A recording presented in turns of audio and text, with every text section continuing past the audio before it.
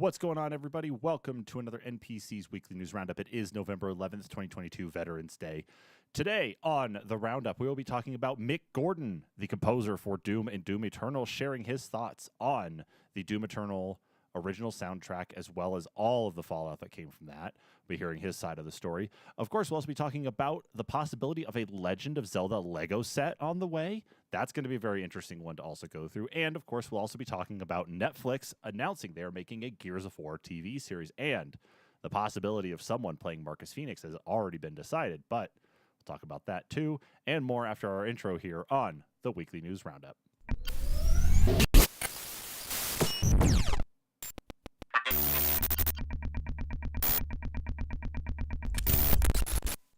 And, of course, with it being the news roundup, you all know me. I all know you.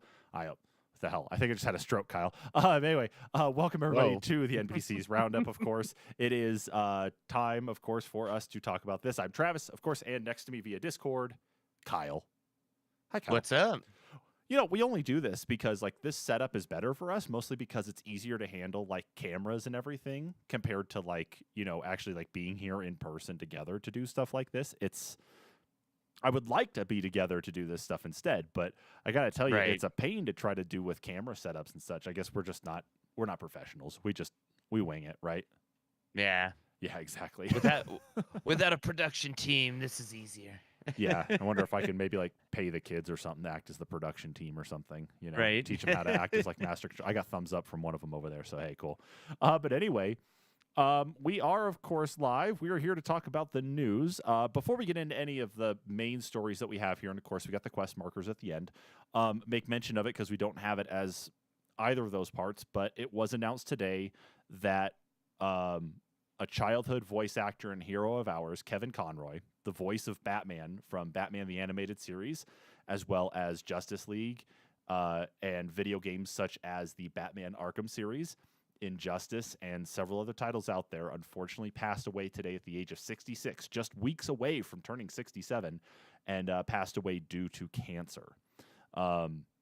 I guess this has been a long time coming, unfortunately, with his illness progressing as far as it did, and unfortunately, he succumbed to it. So, of course, from us here at the NPCs, though, of course, well wishes, of course, out to his family, his friends, and, of course, all of the people who, just like us, have appreciated his work for many, many years. I mean, at least for us, Kyle, probably you and I, at least 30 some odd years, going back to like the original Batman animated series there in the 90s. Oh, yeah. Yeah, definitely. So, yeah, at least want to make sure we make a mention about that one. So, yeah, rest in peace, Kevin Conroy. And we will go back and watch some Batman animated series, of course, and just binge that for a while in your honor. Yeah. But, of course, we move on to the news we have on the schedule for tonight, and that is starting off with Mick Gordon. So Mick Gordon reveals details about the Doom Eternal original soundtrack, more specifically detailing his side of the story when it comes down to what actually happened with the production of audio on Doom Eternal. So several days ago, he published an article on his Medium blog talking about exactly what happened. So where things start out with this, I guess, Kyle, did you get the chance to finally read through all of this when I sent it to you? Not all of it. I did skim and then kind of got a hold of a TLDR, so Good. I know kind of what's going on, and yeah, the extent, well, kind of the extent of the fiasco. So all right, so to start off, where a lot of this came from, at least, is a follow-up to a post that was made on Reddit. I believe it was last year when this started, is that the producer of Doom Eternal, who, let me see if I can get his name here from the article. I actually have it up. I was scrolled farther down. Let's see. Where am I seeing this? It's Marty Stratton. Thank you.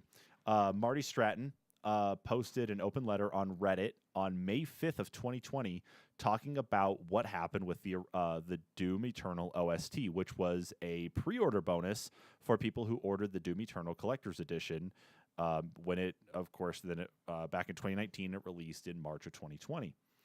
Uh, so this was his follow up to it and the things that he tried to work on to actually get all of this fixed.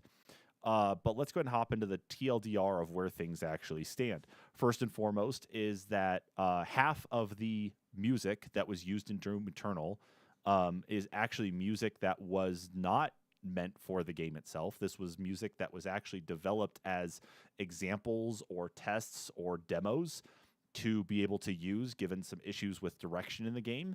And it turns out that those were originally supposed to be just cast aside as just examples, but it turns out that that stuff ended up making it into the game.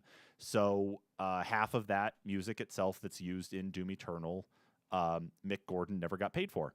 The original soundtrack, though, the OST, which was released again as part of the collector's edition, has Mick Gordon's name attached to it. However, a large chunk of the music that actually went into the OST was not even generated by him directly. The way it actually comes out is that it contains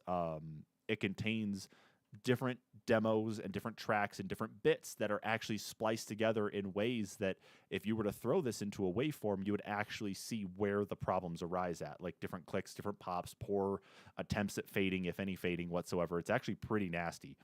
And because, of course, it was attached to Mick Gordon's name and he had only so much involvement with it, it ended up even being more of an issue, I guess, that we found out even prior to. Apparently, they announced the OST was going to be included with the collector's edition, but Mick Gordon had not been contracted to make an OST. He continued to reach out to Marty to get any sort of resolution put into place, and it took forever for any sort of resolution to even get things started on it, because Mick Gordon did actually reach out and say, I do want to work on this.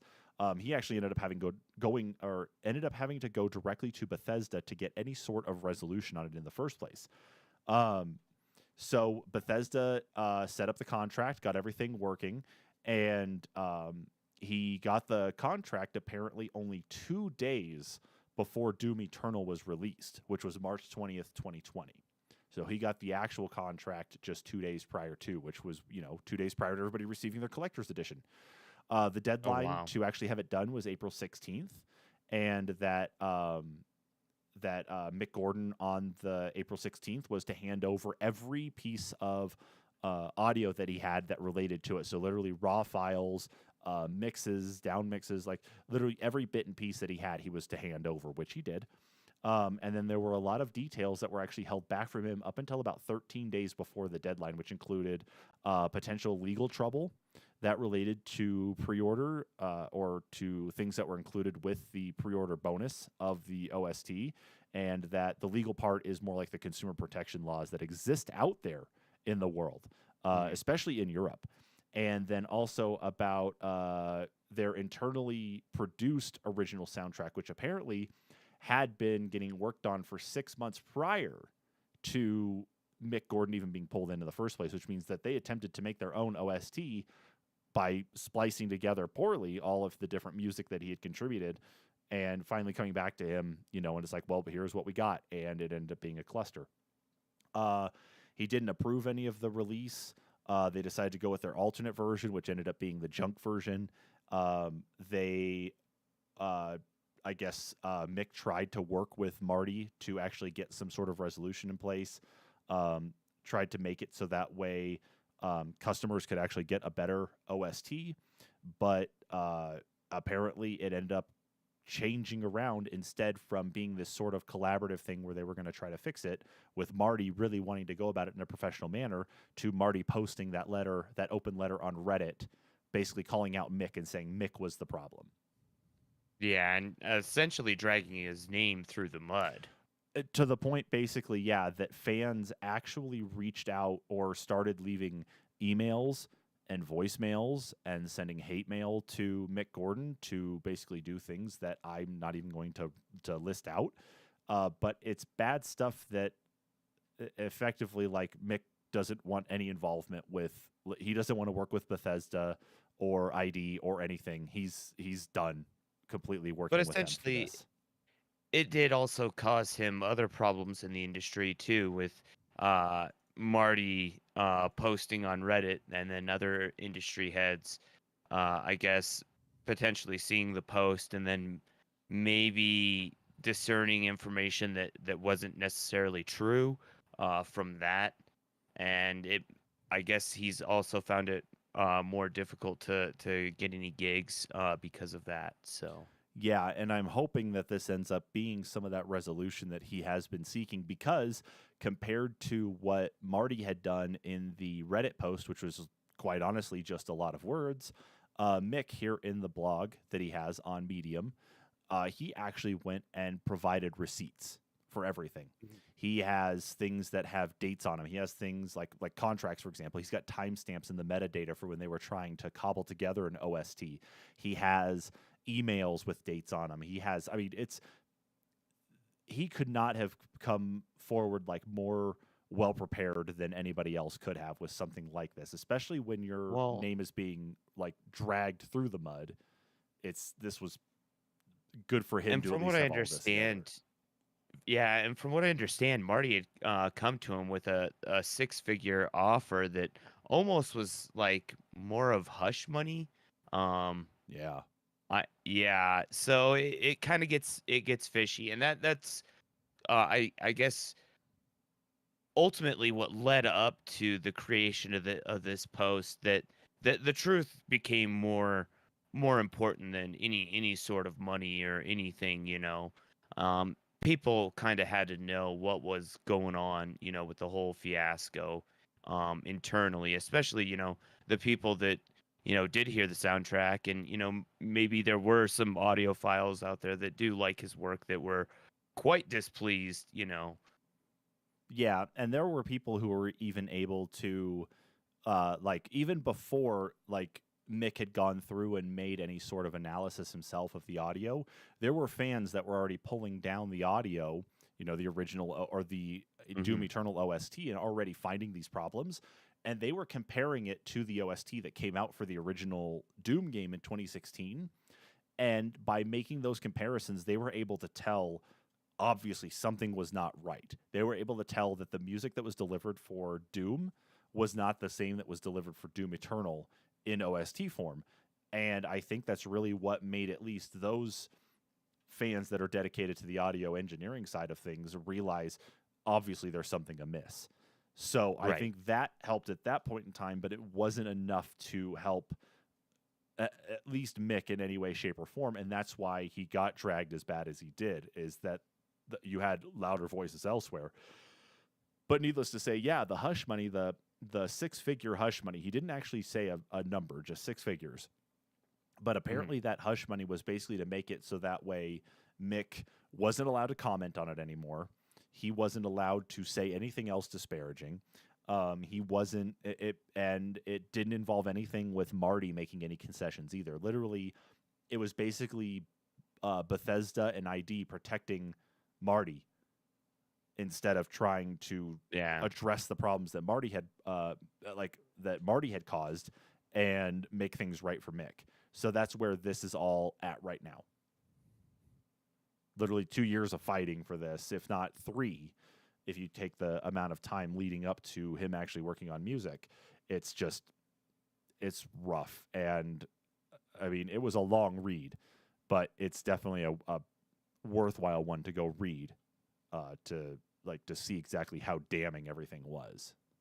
Yeah, definitely. And like I said, I got to read part of it, and then I did kind of go through the TLDR beforehand, and just the amount of stuff, it's crazy. It's definitely worth going more in depth into, because of the fact that, I mean, you got to figure that this guy not only lost the time that he could have worked on other projects, but any time after that, after you know Marty came out and said that, Mick was hard to work with, essentially, and coming and telling out that to the community that he's done work for years, it all of a sudden becomes more difficult. So.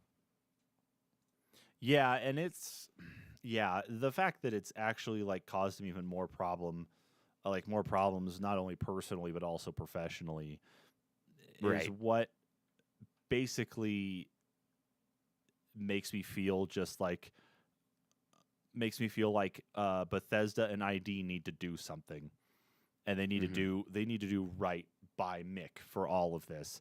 Given that Mick has now come forward with all these things, is that it paints Bethesda in a bad spot too, because they have not done their job to actually fix Hmm. this. I mean, there's parts in this that actually go on to show that Bethesda was more than willing to work on some of these things, but then immediately flipped like 180 and started making like threats and basically a lot of passive aggressive comments when it came to like I think it was like to like replies on different problems and issues and things like, oh yeah, we're still reviewing this thing. Oh yeah, we're making good progress. Basically leading them on to thinking there was Backpedaling. going to be something. Yeah, a lot of backpedaling. It was yeah, and we have not yet seen it. The blog post has been out for a couple days now. We have yet to see any sort of message, at least as far as I'm aware of, anything from Bethesda or Microsoft or ID yet in regards to this information. Yeah, no response, no remark, no acknowledgement of the blog post on Medium. So I don't know if they're trying to gear up and maybe, sh- find a team to find a way to settle this, or, maybe they've already gone into the works behind the scenes. But I think because of the um I don't know, the publicity behind the whole thing now, the way Yeah. it's grown.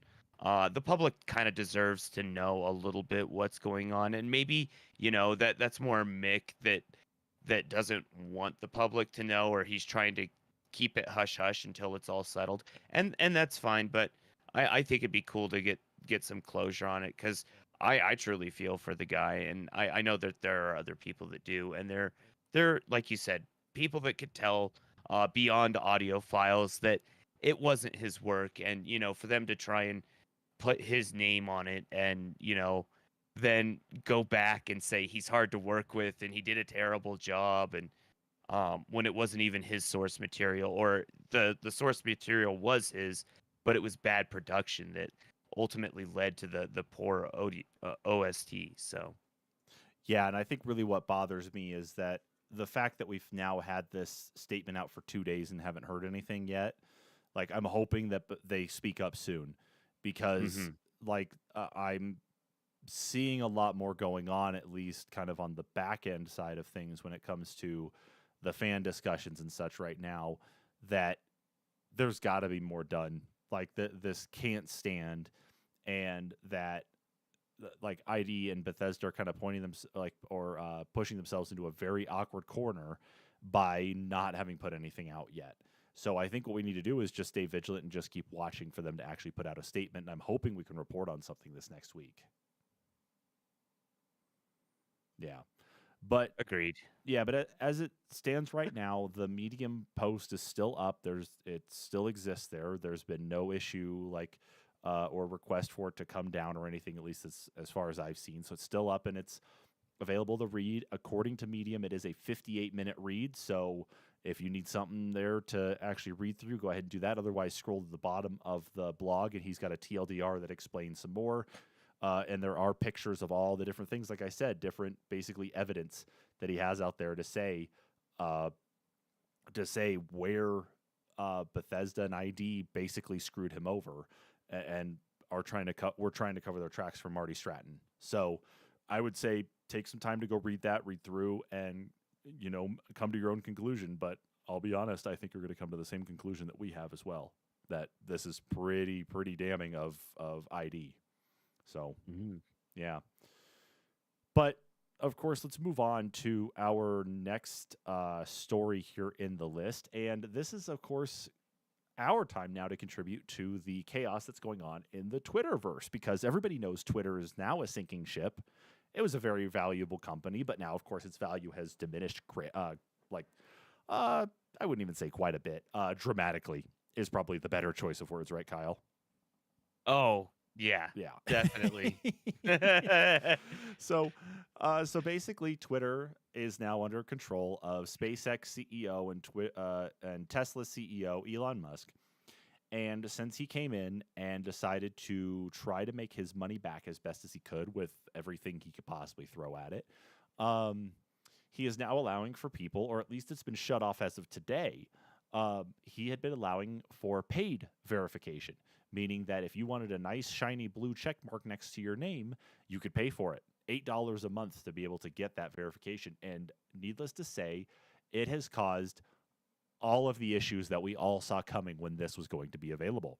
So, as being reported on by Video Games Chronicle, here are some of the things they went ahead and detailed out about these different things. One of the first things, of course, is a Twitter handle claiming to be Nintendo of America that has a picture of Mario giving everybody the bird.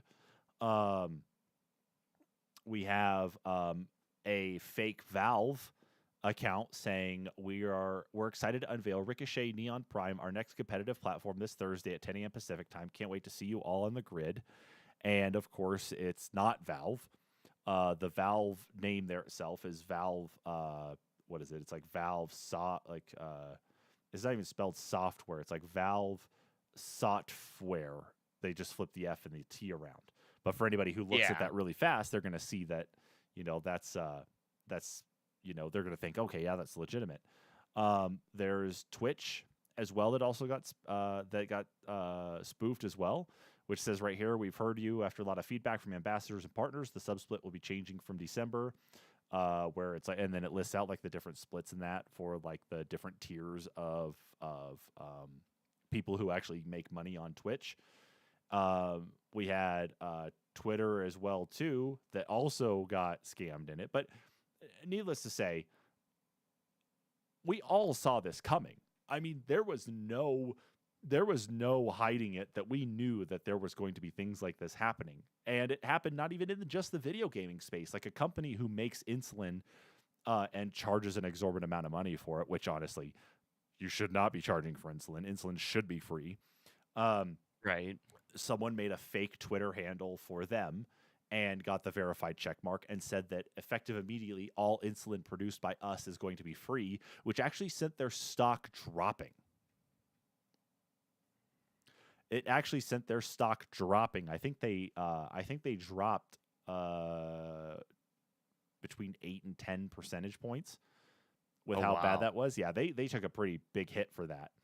And it wasn't even a thing. So you can see why, A, Twitter has lost all of its advertising, or at least the majority of it, basically their entire moneymaker, and why people are jumping ship and moving over to things like Mastodon, for example, which, by the way, you can find me over on Mastodon as well. Maybe I'll share out what that is, but I'm at least over there now. But needless to say, we don't really use our social media as well as we probably could. I could go pay the $8 a month for the blue check mark there if I wanted to, but that doesn't do anything for us though, because we're not as popular as some other places like IGN or GameSpot or whatever. But Kyle, I'm not making anything crazy here, right? I'm not sounding crazy. A lot of this is stupid, right? Makes no sense for this to exist. Yeah, no, it like just for something this easy, to be spoofed. And then the whole ironic part is Elon's big plan to fix it all was a white check mark that he suddenly just took away because he realized that was a bad idea too. Because it's just another check mark.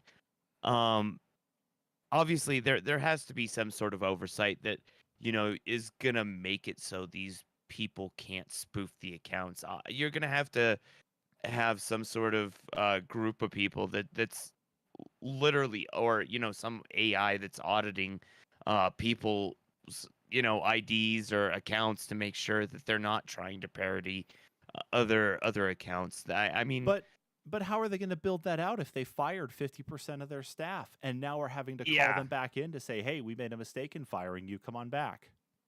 Yeah, no, it's not going to work. And I feel like the whole thing may cause a big crash on the platform. But I don't know. Maybe it's too early to say. But I know it could cause a lot of these big companies to enough of a stir for them to maybe say that they're gonna fly away from Twitter. Oh yeah, like a lot of them already paused advertising like the day that Elon took over. And Yeah. a lot of these companies that are being impersonated on here, even if the accounts are being taken down, and now the ability to subscribe and get those new blue check marks has been put on hold. Like they actually like shut that part down for the short term. Um, Mhm. I mean, Twitter's going to be busy with lawsuits from these companies. Gaming companies are going to be one of them, but all these other companies that are being impersonated as well too. They're going to be hit with lawsuits pretty hard. Oh yeah, definitely. I mean, the whole Mario meme alone, for them to let that get away, there's definitely going to be Nintendo ninjas down Twitter's throat. Oh, hands down, there are going to be. I think the Yeah. bigger part of it is that like Nintendo's lawyers, they are relentless. They will not stop until things are taken care of. And I already know for a fact, and we do, especially reporting on a bunch of the hacks and the ROMs and things getting leaked out, and that Nintendo will get the job done and get the job done fast. Mhm. So Mhm. you talk about that, and then you talk about the deluge of other lawyers, and even including the FTC getting involved here very soon because of some stuff that happened with Twitter many years ago that is still something that's being tracked and addressed today. Yeah, Twitter's probably going to be going away, so maybe I'll just have to create an official NPCs handle on Mastodon here sometime soon. But we'll consider that, of course, as time goes on anyway too. But in the meantime, one of the best things that I can recommend for people who still use Twitter to this day are a couple different things. One, do not pay for the verification check mark. When that service becomes available again, don't do it. You're not doing anything better for yourself. If you're doing it for the lulz, good for you. But if you're a sane person, don't even bother spending your money on it. Number two, anytime you see any posting with a blue check mark on it, of course, next to the Twitter handle, provide some additional scrutiny to it. Like really look at the posting history for that account. Um, look at the creation date of the account, which is right there when you go to the profile. It'll say joined this date. Take a look closer at that. Also, of course, be sure to take a closer look at the different things that are being shared out by the account. Not necessarily just pictures, but links is another big one too. Uh, One of the things I had mentioned is that Twitter actually itself uh, uh, got hit by that fake account thing too, where, and it's even farther along down here in the article that we're referencing from Video Games Chronicle. So Twitter created an account, or someone created a Twitter account that got a bunch of followers on it, around 26,000 followers. Um, but they put up a tweet on there that says, "Whoa, Twitter Blue is now available for free. Crypto NFT holders can now get their Twitter Blue for free by authenticating their wallet assets." And you have to go to this website, twitterblue.com. Um, and you go there, and I'm sure that you probably link your crypto wallet to it. And then guess what? All of your crypto is probably gone if you're into that stuff. So you think that tweet alone got 35,000 plus retweets. Oh man. So imagine 35,000. Imagine if it was just $8 that was taken out of each of those things. So what is that? 8 times. I'm going to do the quick math. To the calculator I go. So what is that? 8 times 35,000. That's $280,000 potentially. Oh man. Yeah, it's Not only to a small mention if they scam. accessed any of those crypto accounts and any Yeah. NFTs that they personally had. Obviously, you wouldn't want to hold on to NFTs because those are more traceable. I would think you could see who the original license owner was, but the crypto, that's completely untraceable. So any amount that they had taken out of any wallets, that is totally theirs, and they could have spent it or traded it or done whatever before there was the massive crash Well, today. So well, I will say that you can trace crypto. You can. It's not necessarily you that it's can, untraceable, but compared to things like, regular federally insured currency, like, the good old US right? dollar, that's, It's that's far something more that's a little bit difficult. easier. Yeah, it's agreed. That's going to be the part of it. But Yeah. Needless to say, be more cautious if you are a Twitter user and you're going to stay on Twitter until the eventual end. Be more cautious with the things you are seeing. Scrutinize those accounts. Scrutinize the posts they put up. Scrutinize the amount of time that account has existed. And above all else, do not click any links that may lead you to potentially sharing your information out for, quite honestly, no reason whatsoever. Like, don't even bother clicking any links anymore. You know what? Just sign off on the internet. That's fine. Just no more internet for you. You're done. Okay. So, yeah. And speaking of being done, we're done with this story here. So let's move on to the next one here. And Yeah. Kyle, Because the web is dark and full of terrors. the web is dark and full of terrors. Trust me, we were there in the early days. Now, Yeah. let's talk about this one because Kyle, you like Lego. I like Lego. Oh yeah. That kid sitting over here at his desk who is waving at me, and I know nobody can see him, but that's perfectly fine. We want that. Stop, please. Stop, please. I need a Nerf gun to shoot him with sometimes. We all like Lego. Okay. Well, it looks like it's very possible. Now, this is just a rumor that we could see a Legend of Zelda Lego potentially happening very soon. And here is why. So, according to brickfanatics.com, who track all different things Lego, whether it is brand new Lego sets, whether it's stuff in Lego ideas, sales, reviews of different Lego sets, basically everything they can do Lego. They went ahead and posted a story here talking about that Lego is actually banning Legend of Zelda product submissions on the Lego Ideas platform. So if you're not familiar, Lego Ideas is the platform that deals with fan submissions of ideas for new sets. That's where we've gotten things such as the plant set, like that Kyle has right there behind his head. Yeah. What is it? I think the Vespa scooter was one of them. I think some of the space stuff was too. The Fender guitar. The Fender guitar. Yeah.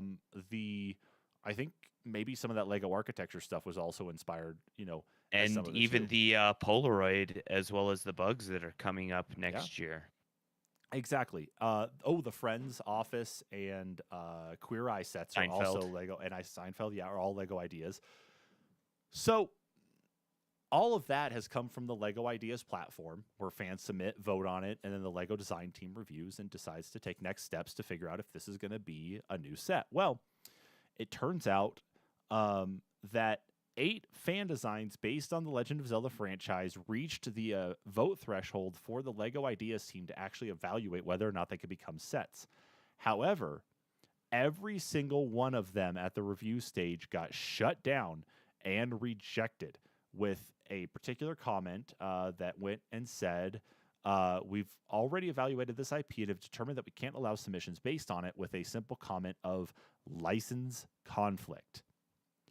Now, according to what Brick Fanatics has found, is that the license conflict comes up based on, they found a kind of mixed bag of this, Kyle.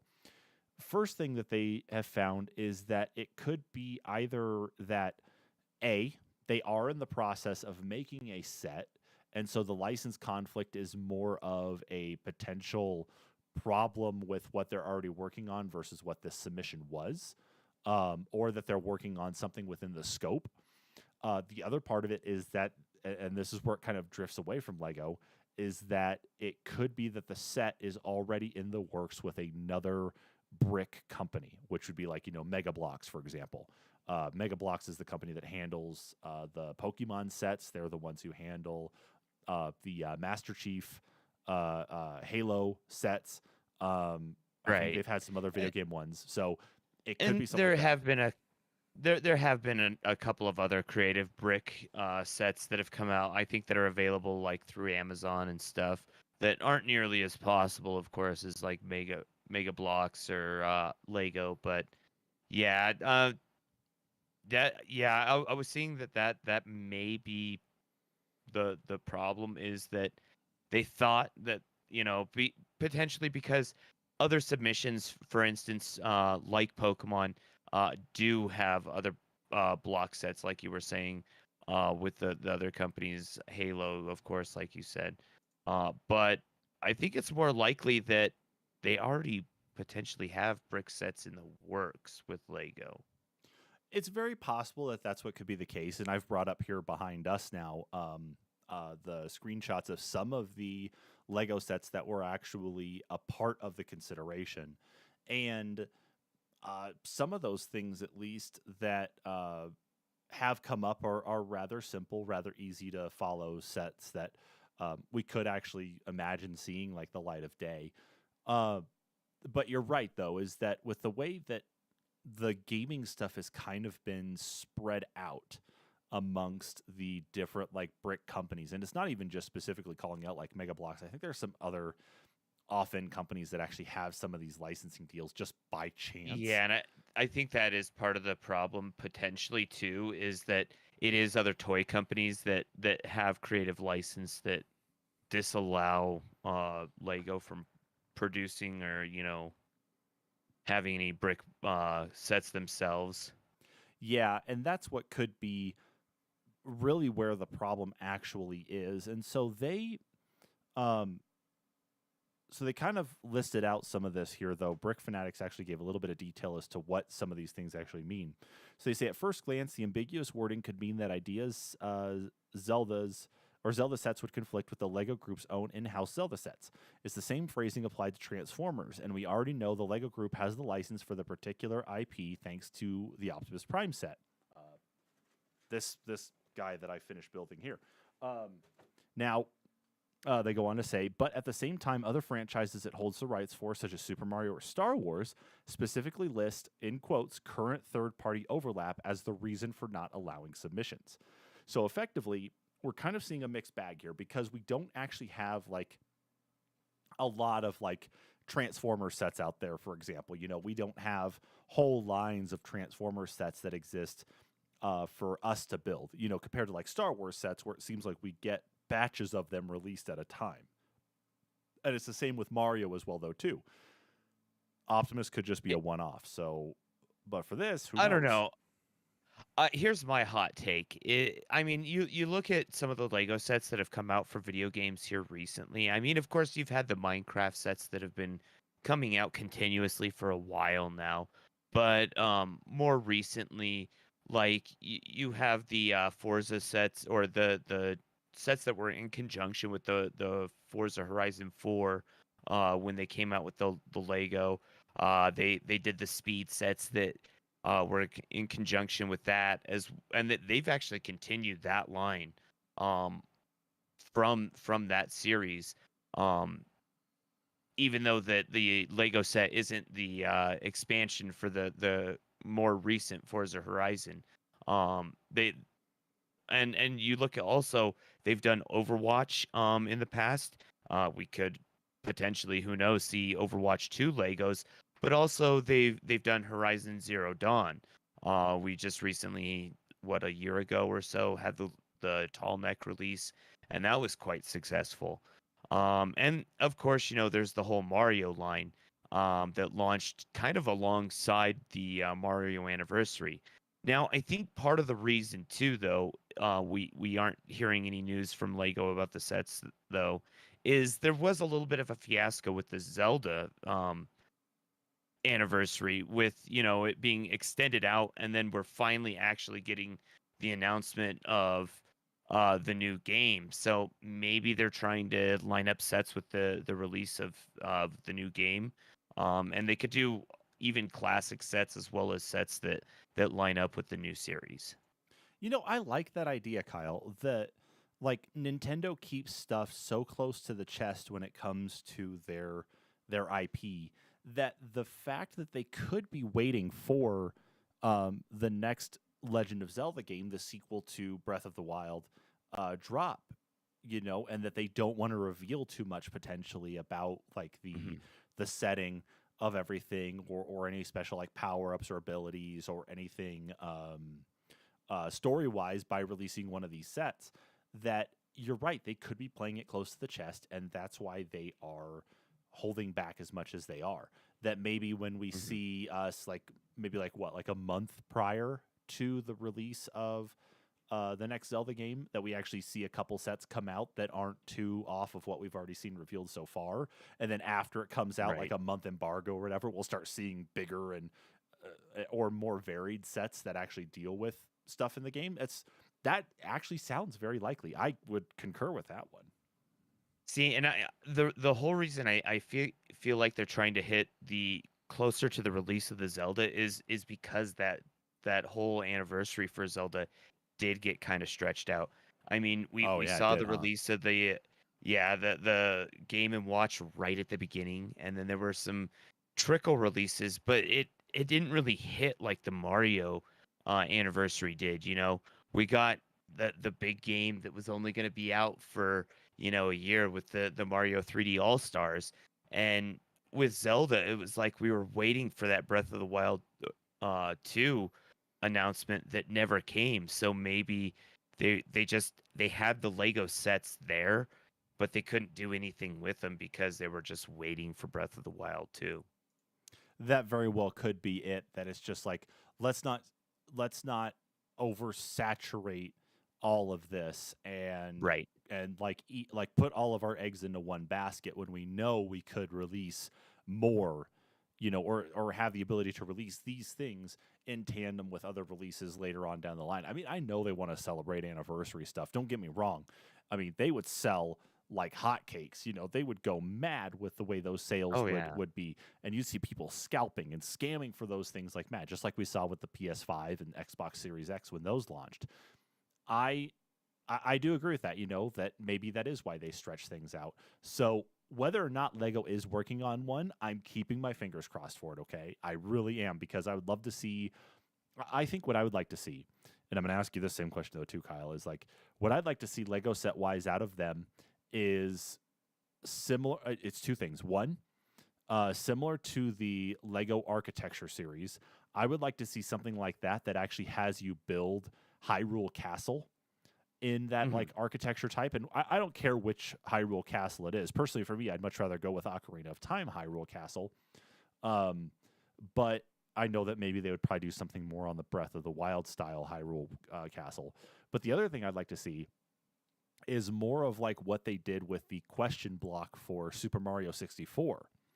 The Lego set where it folds open to show the different, some of the different maps and areas in Super Mario Ooh. 64, including the That'd be hidden neat, like Bowser a battle. Triforce with Yes, like a sword through it or something, like a Master Sword through a Triforce, that or and then even you just could like fold out panels of the Triforce for different I would scenes. actually exactly like I would much rather it be more like just the Triforce. It'd be cool to see him do the Master Sword, but I don't know how far that would get. Like maybe Yeah. I would actually more expect him to do the shield, the Hylian shield, like similar to the way Ooh, they did yeah. Thor's hammer.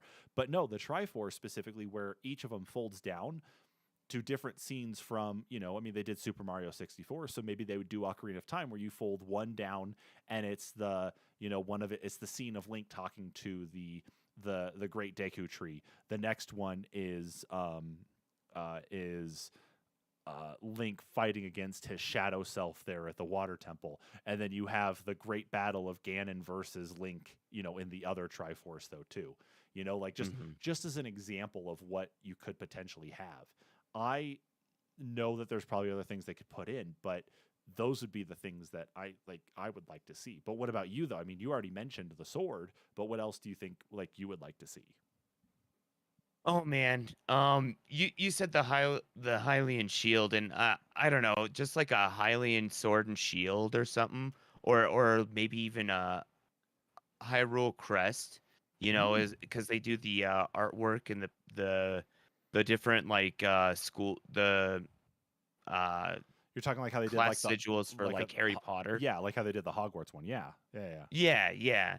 Um, maybe something like that, or maybe even like if they did something like that, I think it'd be kind of cool to do maybe the Link to the Past map with like a Ooh. miniature Link at one point in the map that you could Yeah. just like move him up and put him around or whatever. That'd be kind of cool. Um, I don't know, that's kind of silly, but I think it's neat. I just There's had so another many one. things from Breath of the Wild that you could put out as Yeah. potential sets, like goblin encampments, the different what are those big four-legged like stone creatures that you have to fight that are a pain in the ass with the lasers? Oh, in Breath of the Wild, the Yeah, Guardians. yeah, the Yeah. Guardians. That could be like $175 set alone. I had one other come to mind. And I think you'll like this too, especially because of like the way they made that succulents plant set.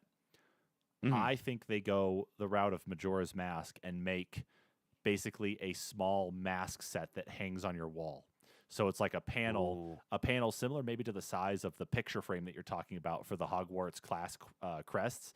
But Mhm. I'm thinking though something like that that has like maybe and it's like raised, so it's actually got like texture to it instead of just being flat. But you get like the Deku scrub mask, you get the Goron mask, you get the Zora mask, you get Majora's mask, you get the Fierce Deity mask. You know, you get all Even those. better, they're Oh, all so cool. minifig masks. That would definitely make my kids' Lego City sets very interesting to start playing around with. Like what if it was a little stand that it was almost like a mask thing, like a mask rack that it was just all the masks from Majora's Mask. That would be kind of cool. Or if you really want to That throw, would be a lot of custom pieces though for Lego to produce. So, no kidding. I'm going to leave it with this last one here because I think maybe this will entice you a little bit more. But maybe this is a way to bridge bringing back Bionicle. But instead, you do it as a Legend of Zelda thing, but you bring back the mask style setup that they had with that. And the masks are those directly from Majora's Mask that you'd actually be able to use. Like you basically make like Link out of Technic pieces, then you could slap on a mask and then snap on other pieces to make him look like the thing that he's wearing the mask for. oh, that's kind of cool. Yeah.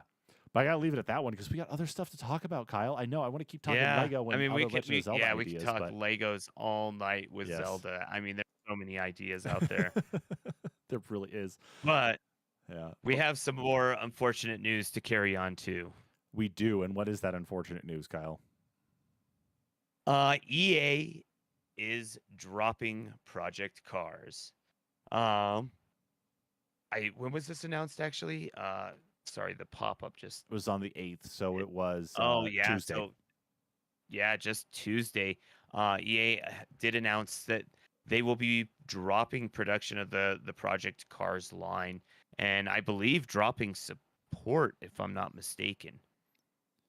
So far, EA has gone on to say that they have stopped further development and investment in the franchise.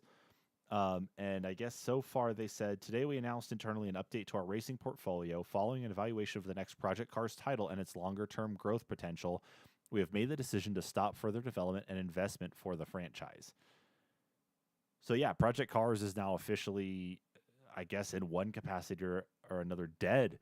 But it really kind of was an interesting competitor in the car space, especially with Forza and with Gran Turismo. And I guess if you really want to look at Need for Speed as well too. But it was definitely an interesting one to see out there as another competitor that wasn't necessarily like I don't think it was console specific, was it? Which one? Was Project Project Cars? Cars? Yeah, was it a console No, specific? No. I think it was both. It might have been on console only. And it actually is dead because it does say later on in the article that it was announced earlier this year that they're ending support for both titles. Um, so or they'll be delisted soon. So they won't be selling them at least. So I think that's fair enough to say that it's probably they're gonna end support soon enough. Oh yeah, absolutely. So it's But coming down the line, but I mean it is a sad thing to think about because yeah. the whole like car space, and I'm talking like more like the professional racing space has truly been dominated by the likes of Gran Turismo and Forza for so long, and given that those are more like console exclusive games anyway, to have something out there that kind of It bucked the was on trend. Windows, it looks like. Okay.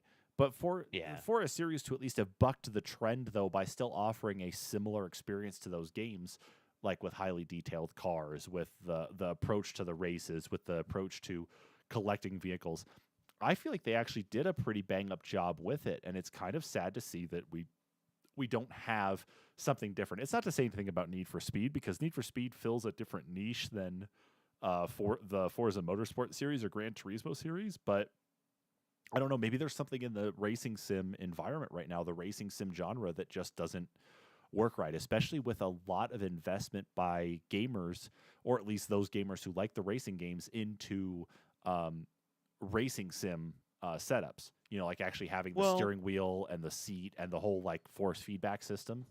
You know? I think that's part of it, but beyond that, racing simulation, I feel like is a real difficult boundary to break into, simply because the car licenses are very short typically for the video games. Um, Oftentimes you get a car license and you can only keep a hold of it for maybe 6 to 10 years. 10 years would be a really long time to hold the license in order to produce the game, just from the company, let alone from how many different car manufacturers for how many different models of cars. So just obtaining those licenses to have the actual models and specs of the vehicles in your game, and then to sustain it for a prolonged amount of time, if you're not able to hold the user count up, then it gets extremely difficult for a company to look at that and say, we want to continue to make this series.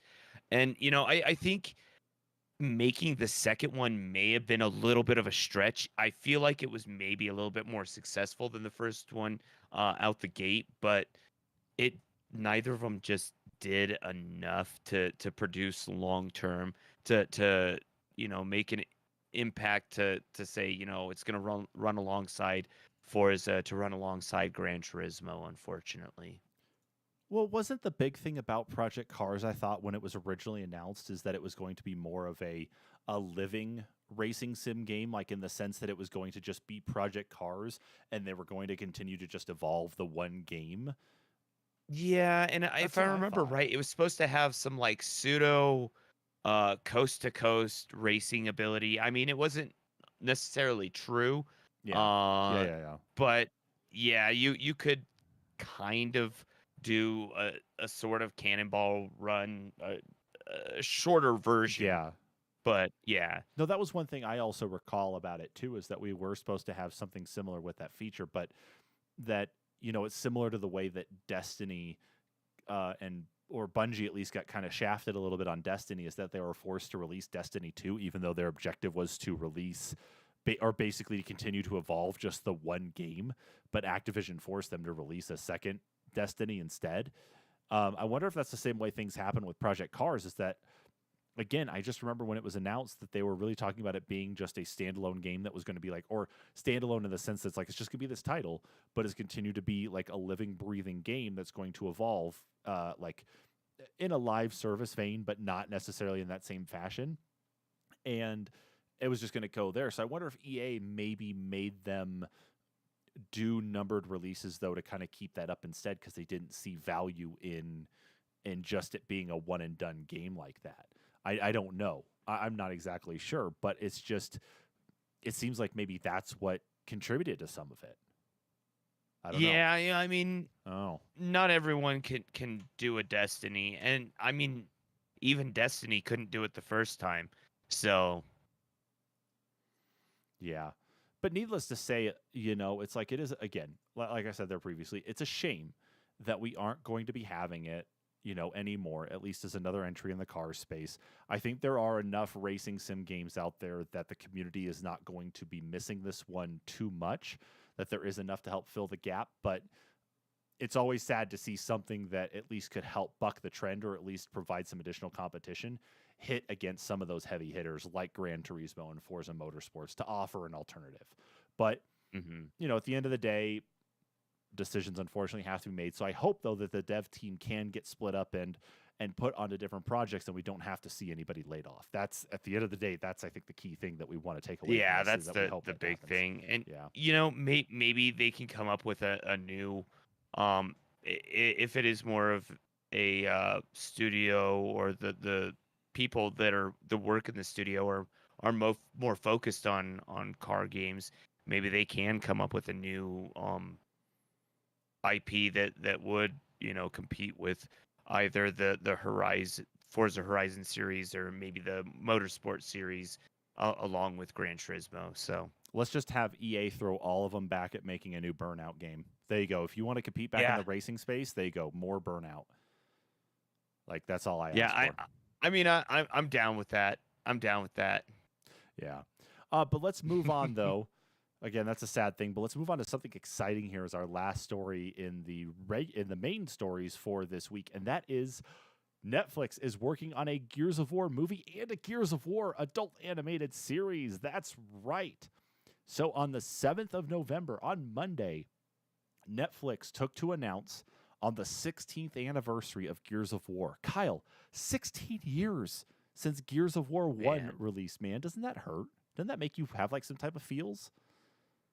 I mean, Yeah. I've got the Mad World trailer kind of playing through my head right now. So, uh, but I could still go through any of those games. I'm just like, wow, that's yeah, insane. That first game was so good. yeah, it really was. But yeah, on the 16th anniversary, Netflix here posts on their official blog saying on the 16th anniversary of the original video game's 2006 release, Netflix announced a partnership with the Coalition to adapt the Gears of War universe. So Coalition being the studio stood up by Microsoft that took over the Gears of War IP from Epic Games. So Netflix will first adapt the video game saga into a live-action feature film, followed by an adult animated series with the potential for more stories to follow. And then from there, they go on to describe kind of the premise of the first game, or like little snippets of it, but nothing too crazy. But here's the big part of it, though, that followed up. After that announcement was made, Dave Bautista, of all people, stepped forward and says that he wants to be in the Gears of War movie. He literally put this on his Twitter, said, I can't make this any easier. So I'm going to go ahead and flip over here to this article from IGN to actually bring this up because, like, this is just awesome. I mean, he can, because just the way he looks right there, he looks more like Dom. He does. And there he is. He's wearing armor. Like, I mean, if he put on the do-rag, maybe I could see it a little bit better. Agreed. But the other funny part too is he's already a character in that universe. He's not a character in the universe necessarily. He was Marcus Phoenix in there. It's just that they made his character model Marcus Phoenix for Gears 5, I think. Like No, they basically they gave you a character model that flipped. No, like I could have swore that he was actually a character. No, it or wasn't. a character was modeled after him. Yeah, no, they actually gave you the ability to switch Marcus Phoenix to be Batista.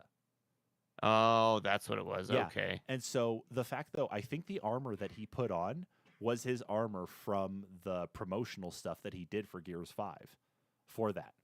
So the fact that he still has access to that armor in some capacity and can throw it on, and let me add this, that Cliffy B himself, Cliff Bleszinski, the head for the development of the Gears of War, the first 3 Gears of War games, basically said that Batista should be Marcus Phoenix. I mean, that should be pretty clear cut and dry to the Coalition and to Netflix to say the guy who helped originally craft and create this thinks it's a good idea. And Batista literally went as far as like putting armor on and is like, make me Marcus Phoenix. It's like, come on, it's right there. I mean, Just as far as it goes, there aren't too many other people that could actually play Marcus Phoenix. I mean, physically. I mean, sure, I can. I mean, I'm sure there's maybe an actor out there, as long as it's not Ryan Reynolds. You can't say The Rock, because he'd have to be Coltrane. No, he is not going to be Coltrane. No, there are plenty of other actors out there who could probably play Coltrane, but no. Honestly, someone had to go and mess with Cliffy B on Twitter and actually went through one of those AI generators and made every single Gears character Chris Pratt. Oh, jeez. Yeah, so you had Chris Pratt like showing up in different like armor and stuff, or like it was all different, like, or it was all the Gears armor and like different layouts and stuff, but it was all Chris Pratt's head. But it's like, what is it? They said, I think they said make Ryan Reynolds Baird, which I think would be probably pretty good. Yeah, I could see that. Or maybe it was offer Chris Pratt, but let him be Baird or something. It was one of the two. But needless to say, like Super Knight here adds, the interconnecting comics and novels were confusing enough. Will those still be canon? Dude, we don't know because this only just got announced this Yeah, week. So whatever this could be, if it's one for one with the series or like with the actual games and that they don't I'm take gonna too say many yes. liberties, then yes, it will absolutely follow it. But we've seen what Netflix does. We saw what happened when they adapted Cowboy Bebop. We saw what happened when they adapted Death Note. We saw what happened when they adapted Full Metal Alchemist. It's going to unfortunately be a wait and see. But if you get Yeah. if Well, like more than that, they'll produce the first season, it'll get canceled, and we'll have to hear from fan feedback if it's going to continue on. I just I don't know. Because that's I that's the Netflix format. It seems like we got to get one season out the door, cancel it, and then get the fan feedback from us canceling it. If it was good, if it was bad, if we did bad. That's what it seems like Netflix always does. So it's just dude, a no roller joke. coaster. Dude, no joke. And so I hope that they figure it out. Like because I'm gonna tell you this right now, that the idea of them being able to actually get a decent Gears of War series in place. Like they've got a lot of other like gaming things under their belt that they've hmm been successful with, especially like Castlevania. Castlevania. Yes. And the fact Yeah. that Assassin's Creed is still in the works with them too. That we have to at least we have some hope here that things are going to go well on the gaming side of stuff. But they're adapting of stuff that wasn't necessarily made like in the American market because Gears of War was made here in the US. The fact though that's like they adapted anime and it didn't go as well as they hoped it would, and obviously that stuff isn't around much anymore, obviously goes to show that they need to figure out where their niche is. But I think they can do it with this. I think that Right. they could do it, and I will gladly go and change my subscription to get 4K Netflix for this to watch, like no problem whatsoever. Like I'll tell you right now is that I will watch this in tandem with the Halo series. So I will just have all Xbox content just all the time now. I will just have all of it. I'll be like who was it? Wasn't it Peter Moore who had the Halo 2 tattoo or whatever, the supposed tattoo? Like Yeah. yeah, I'll do that for all of this stuff now, like somewhere, okay? Just, I'll go that Xbox Was it fanboy. 2 or 3? It was, ooh, I thought it was Because 2. yeah, because it was during the announcement that he lifted his sleeve, right? Yeah. Yeah. Yeah, okay, hold on. And Serpent Knight adds this in chat, though, too. He says, okay, but I kind of wish they had done this a while ago when Lester Spite could have passed his Coltrane in real life. Now, I need to see, like, maybe this is my own fault here. It's just to see who this is. Former American football player. Oh, my God. Oh, my God. Yeah, this guy could have definitely done it. Like, but wait, is he... Oh, he played Coltrane. Like, Yeah. this guy actually... I didn't realize that's who this was. But he was actually a football player, and then he played Coltrane in every one of those games, like every game. That's Gears. Let's see, yeah, he was in Gears of War, Gears of War 2, 3, Judgment, 4, 5, and Tactics. So literally, he has played the character all the way through. I bet you though, because of the age of Batista, and even with the age of this guy here too, I bet you he could still get away doing it. I think they could do it. Like I think so. I think he's probably still just Well, and it enough. also depends on where you go in the timeline. I mean, they weren't young when they got when the game started. I mean, No. Marcus had been in for quite a while, and he had spent time in jail at that point, before he got rescued by Dom. And then the games basically occur over what 10? No, longer than that because of Marcus's son. But I mean, the first 3 games take place within like a 5-year span, if that. That's what I'm wondering too. Yeah. Yeah, and then Marcus is like much older in the later games. So in 4 and 5. So I mean, it's totally possible for him to still get away with playing Coltrane. I feel like, and not only that, we have modern modern cinematography with deep fake. They can always doctor the image quite a bit. So They could just have a guy running around with a Zentai green screen mask Oh on, so shit! they could, you know, I just can't wait for the. screen his face on You him. know what, So, Kyle? I just can't wait for the Squid Games, Gears of War crossover. Okay. oh God. Yeah. All right. Well, I wanted to at least make sure that was there because that was a big one this week, and I'm actually really excited to see if they can pull this off, especially. But now, where we need to carry it to is because we're done with the main stories. Kyle, guess what? You're up now because it is time for the quest markers. Woo! Oh man. Yeah. All right, Kyle, it's time to kick them off. So, what do we have in the quest markers this week? So, for our first quest marker this week, who wants to build their own portable Wii/GameCube? Yeah. Well, with a new modder coming out, with the his announcement of the Ashita last year, the Wii/GameCube portable of our dreams is back again. Twitter user Ginger of Mods took Modder West's Wii and GameCube portable named Ashita and gave it a unique twist, a translucent blue case. This has brought the mod back into the spotlight with many fans clamoring for one of their own.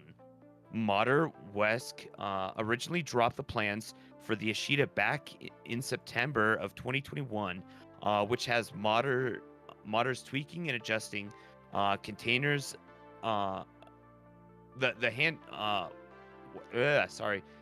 modders adjusting and tweaking and scaling down the original Wii to fit the all-in-one package.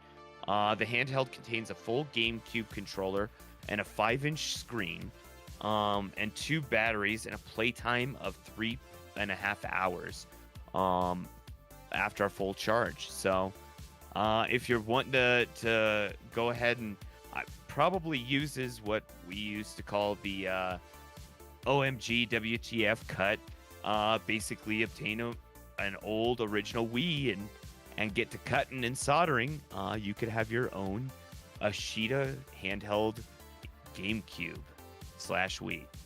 All right. But in our next bit for the quest markers, BioWare has teased us with Mass Effect 4 again. Celebrating N7 Day on November 7th, BioWare decided to drop another bit of a teaser for the upcoming Mass Effect 4, which is currently in pre-production. The teaser is a 30-second clip showing what appears to be footage of a mega structure under construction with some audio garbled within the video, that has fans turned sleuths determined what was going on in the teaser, and so far have turned up with the following. The video is showing the construction of the mass relay, and apparently the 7th one, given the MR7 designation on the whole. The date on the video shows what could be the year 2190, which is only 4 years following the events of Mass Effect 3, and the ship that appears in the clip could either be the Normandy from the first 3 games, the Tempest from the Andromeda game, or another ship that we'll learn more about in the new game potentially. The color scheme appears to match the organization Cerberus, excuse me. The enemy turned support team turned enemy again over the course of the 3 games. The audio appears to be a garbled communication from Liara to Sony, where she's heard saying exactly the council will be, or I should say, quote, exactly the council will be furious, although they should know by now not to underestimate human defiance, end quote. BioWare has confirmed the audio, but so far has not said anything else about any other hidden details in the teaser. So Dun, dun, dun. Keep your eyes out and ears to the ground for some more information about your favorite hot female alien, unless you're a Garrus fan, you know. Get your Garrus body of pillows ready. Yeah, get your Garrus body pillows ready. We could always do with some more more gruffness than Garrus. But in our last quest marker for today, beware, the Pokemon Violet and Scarlet leaks are rampant. With Pokemon Scarlet and Violet nearly upon us, the leaks have become abundant as a ROM of the game has already made its way out to the internet. Several leaks include the entirety of the new Pokedex, whether or not Eevee gets a new evolution in the game, new regional forms for past Pokemon, changes in breeding mechanics that keep eggs around, but no other details on how this has changed, and time travel for some Pokemon. What? Dun, dun, This dun. is only a small list, and was left, and we left this intentionally vague, so not to make any kind of direct comment about what happens and where. This is for those who want to experience Scarlet and Violet in the full entirely, of course, more than officially than the official release from Nintendo. So do keep those browsers silenced if you need to silence any keywords on Pokemon Scarlet or Pokemon Violet. I mean, there's tons out there, unfortunately. So, and Nintendo does their best along with the Pokemon Company to go after them, but they can only do so much, unfortunately. But with that is our last quest marker. That is. And because that is our last quest marker, that means that it is the end of the weekly news roundup for this week, November 11th, 2022. So with all that, thank you so much, everybody, for tuning in to this week's roundup. Thank you so much for all of our comments as well, too, during the live stream here. Of course, if you missed out on anything, you can either catch the VOD here on our YouTube channel, so be sure to subscribe so when we do go live, you'll at least know when we're up and running, or you can go back and watch it again. Or, of course, if you're someone who likes to take your audio on the go, be sure to subscribe to our podcast and catch the episode on our podcast platform as well, anchor.fm/the-NPCs-podcast, soon after this live stream is done. Of course, you'll also be able to check out all of our other past episodes on there too, so be sure to follow those on anchor.fm/the-NPCs-podcast again, or on your favorite podcast platform of choice, whether that be Google Podcast, Apple Podcast, Spotify, you name it, we're on it. But again, everybody, thank you so much for tuning in to this week's episode. We will catch you all next week. Bye-bye.